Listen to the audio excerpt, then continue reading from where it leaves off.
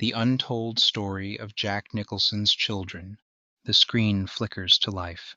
A dimly lit room, cigarette smoke curls through the air. A man sits alone, his silhouette framed by the city lights of Los Angeles. His grin, that unmistakable, mischievous grin, fades into thought. This isn't the Jack Nicholson the world remembers. This is the man behind the myth. For more than half a century, Jack Nicholson was Hollywood's wild heartbeat. Unpredictable, magnetic, untamed. He was the man who turned rebellion into art, who looked into the camera as if it were a mirror and dared us to look back. Every smirk hid a truth, every outburst a philosophy. But for all his fame, for all the cinematic thunder he unleashed, few ever saw the quieter story, the one that unfolded far from the red carpets and camera flashes. Because when the applause stopped and the limousines disappeared, Jack was left with something no director could script: real life. The weight of choices, the ache of distance, the love he never quite learned how to show. He once admitted, "I've made a lot of mistakes, but I've loved every one of them." And maybe that's the paradox of Jack Nicholson, the man who lived without rules, yet spent his life searching for something constant. So tonight we peel back the legend. We'll see not the actor, but the father, not the rebel, but the man trying to build a family in a world that worshipped his chaos. Because behind the sunglasses and the swagger lies a truth he never performed, the quiet legacy of his children, and the lessons they taught him about love, loss, and redemption. This is the untold story of Jack Nicholson's children, the rise of a legend.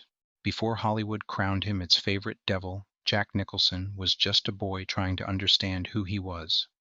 Born in Neptune City, New Jersey, in 1937, he grew up surrounded by secrets, the kind that shape destinies. He thought his grandmother was his mother, and his mother was his sister. No one told him otherwise. It was a lie told out of love, but it carved a shadow he would carry for life. He wouldn't learn the truth until he was 37, already a successful actor, already famous, when a Time magazine journalist revealed his family's secret. Imagine that, discovering your entire identity rewritten, not by family, but by the press. Jack handled it with that familiar cool saying, "It was dramatic, sure, but it wasn't traumatizing." But inside, something shifted. He had built his life on playing characters who unraveled truth, and now he understood why. That revelation bled into his work.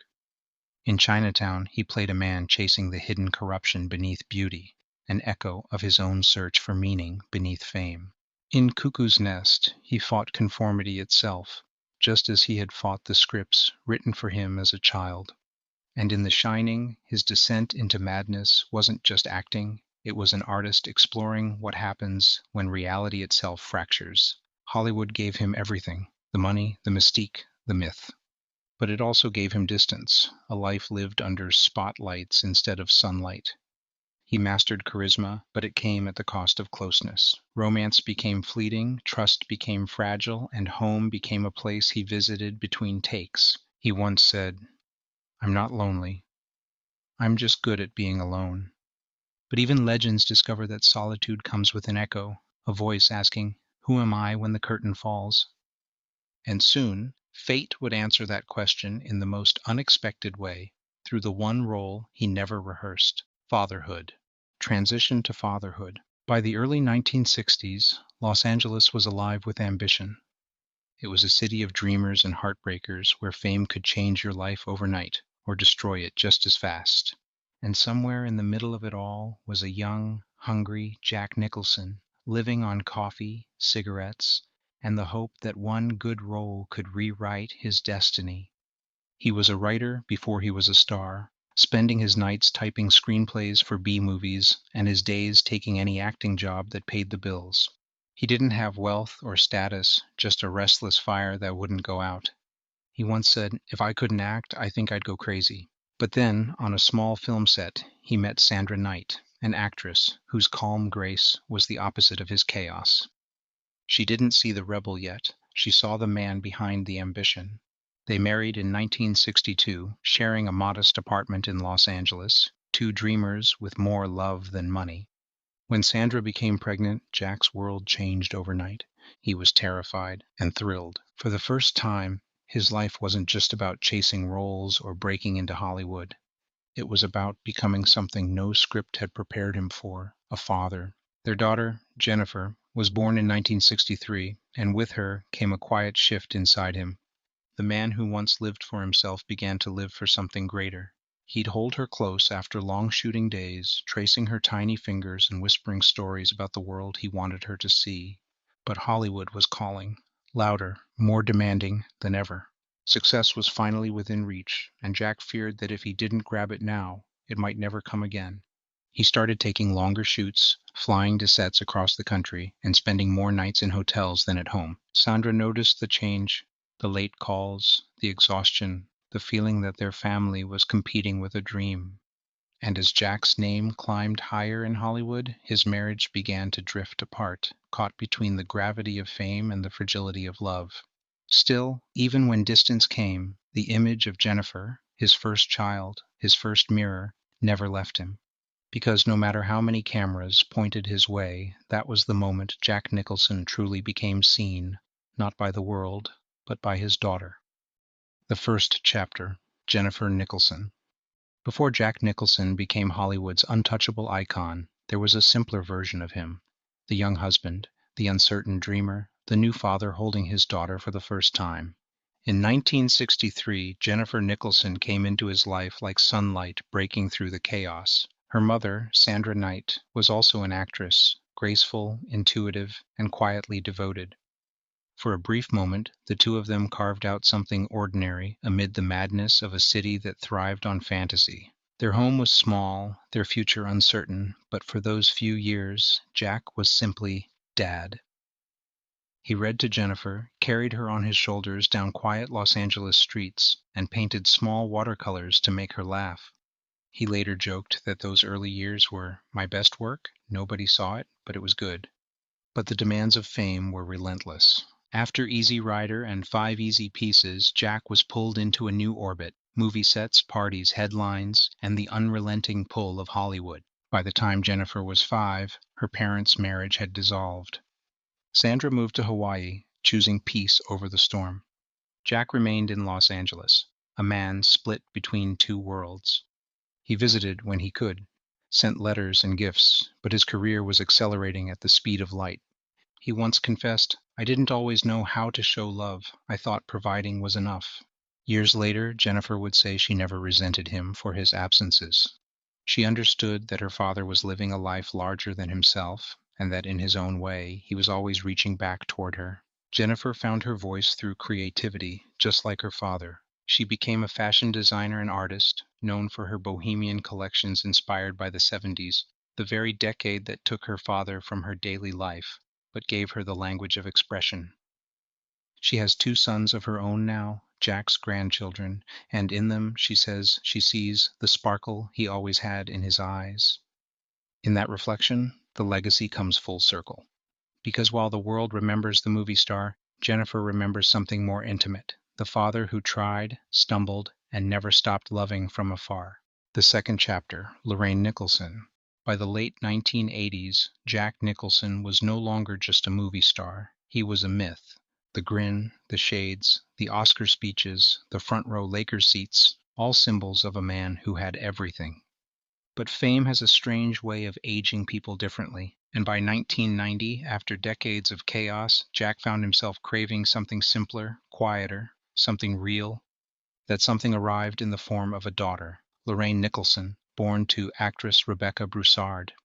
Jack was 53. The world expected him to slow down, and for once he did. He would often be spotted driving Lorraine to school, camera flashes bouncing off his car as he tried to wave them away with a grin. Those who knew him said she softened him, that she was the one who showed Jack what peace looked like. He would tell friends, "Lorraine's got me figured out. She's got the heart I wish I had when I was her age." And in many ways, she did. Where her father was fire, Lorraine was calm light. She inherited his intellect, his love of art, and his sense of observation, but not his need for chaos. As she grew, Jack became her biggest supporter. When she told him she wanted to act, he didn't warn her away. He simply said, "If you're going to do it honestly." She starred in Soul Surfer, World's Greatest Dad, and later began directing. a natural evolution for a daughter raised in the presence of storytellers. Unlike many Hollywood children, Lorraine never sought the spotlight. She preferred quiet rooms, deep thought, and the kind of independence her father admired most. When asked about him, she said, "My dad's an observer. He notices everything, even when you think he's not watching." And that, perhaps, was the secret thread that bound them. Observation. Jack spent his life studying humanity. Lorraine spent hers understanding him. Together, they formed an unspoken bond, one built not on perfection but on mutual recognition. To the world, Jack Nicholson was untouchable. To Lorraine, he was simply her father, brilliant, flawed, and deeply human. The third chapter, Ray Nicholson. When Ray Nicholson was born in 1992, the world no longer expected surprises from Jack Nicholson. He was in his 50s, at the height of his power, and already immortalized in film history. But for Jack, Ray wasn't a surprise. He was a second chance. Ray was Jack's only son, and his arrival marked a new kind of beginning. Jack had been a father before, but never with the perspective that age and experience bring. This time, the restless energy had softened into something steadier, a kind of quiet pride. Those who saw them together described Jack as unusually tender.